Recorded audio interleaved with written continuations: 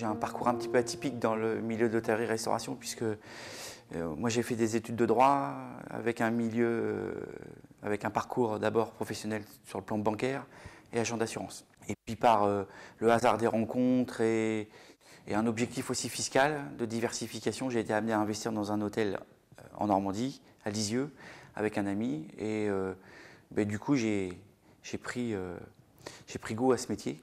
À la suite de cette expérience réussie sur l'hôtel de Lisieux, j'ai vendu mes 2 cabinets d'assurance et l'hôtel, et on a fait reconstruire avec mon épouse un hôtel en Normandie, un 60 chambres, avec un spa, un restaurant. Pour avoir analysé un petit peu le marché de l'hôtellerie-restauration, avec le développement de ce qui était Airbnb, des chambres d'hôtes et des choses comme ça, je pensais que les gens cherchaient un hébergement, mais pour vivre aussi une expérience. Parce qu'effectivement, quand on fait du Airbnb ou de la chambre d'hôte, on cherche quelque chose d'atypique.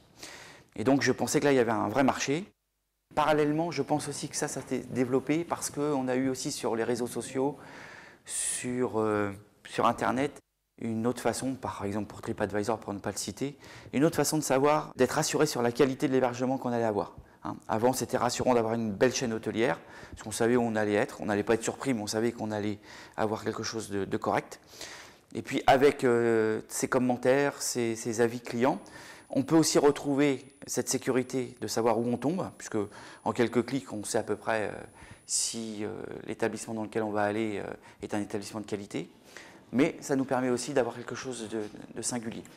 Et donc je m'étais dit, tiens, il faut que je trouve quelque chose, un monument historique, bien placé géographiquement, avec une belle capacité d'hébergement dans le château. Sur le plan de la réflexion, c'est la sérénité, parce qu'on se dit tout de suite, c'est celui-là.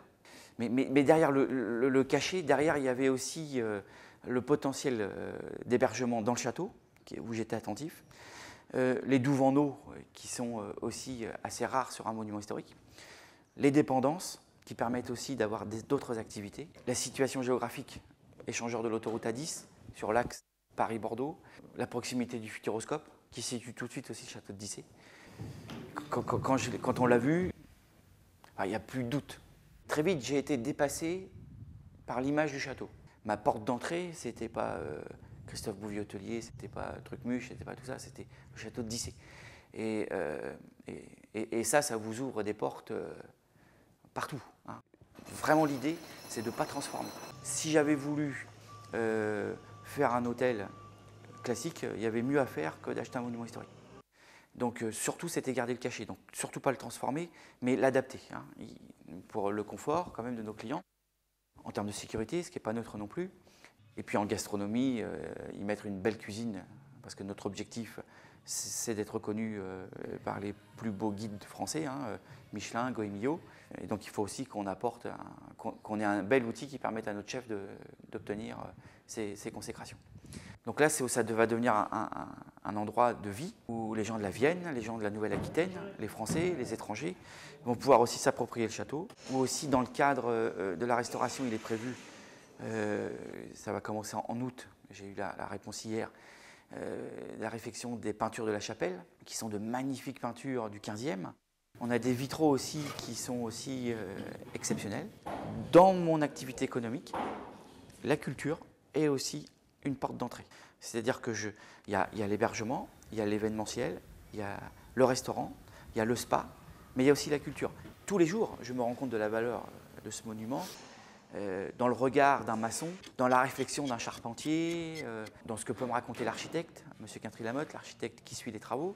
Quand vous avez quelqu'un de la DRAC qui vient et puis qui stoppe devant une serrure, je suis passé 10 fois devant la serrure. C'était pour moi une serrure, mais il va vous expliquer que c'est une serrure particulière, avec une technique de fabrication, et qu'avant elle était sans doute avec un feutre rouge derrière. Enfin bon, voilà. Et là, d'un seul coup, il vous emmène dans son monde et vous rêvez.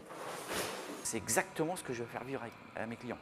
C'est-à-dire que le client qui va venir, je veux aussi lui faire passer tout ce qu'on est en train de me transmettre, pour que lui il puisse avoir aussi cette même émotion que moi j'ai quand je les entends parler.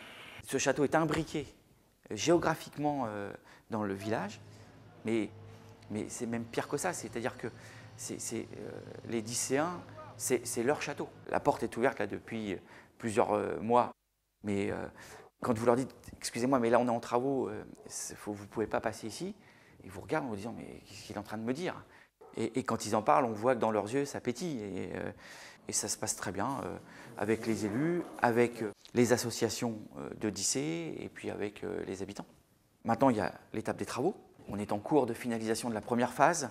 On va ouvrir là dans 3 semaines avec 10 chambres et le restaurant. On a ouvert le spa aussi en janvier. Donc on a eu le spa en janvier, on a le restaurant 10 chambres là fin juin, début juillet. Et puis après, fin d'année, les 23 autres chambres qui vont arriver.